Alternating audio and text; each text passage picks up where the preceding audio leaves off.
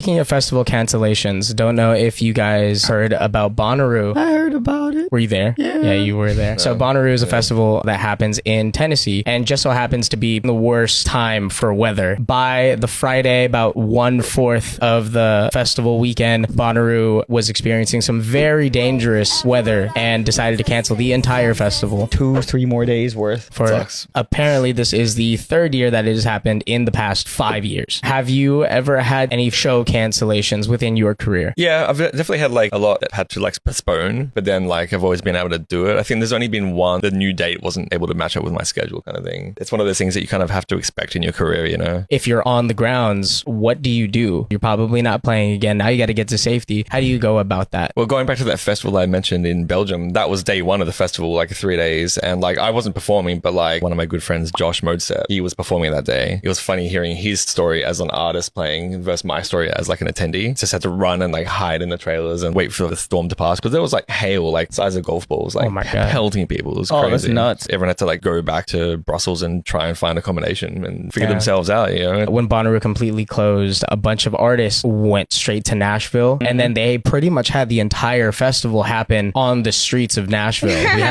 You had a bunch of artists like Levity, Enzo, Effin putting together a last minute show for all of the attendees that were still in town. So I thought that was really, really cool.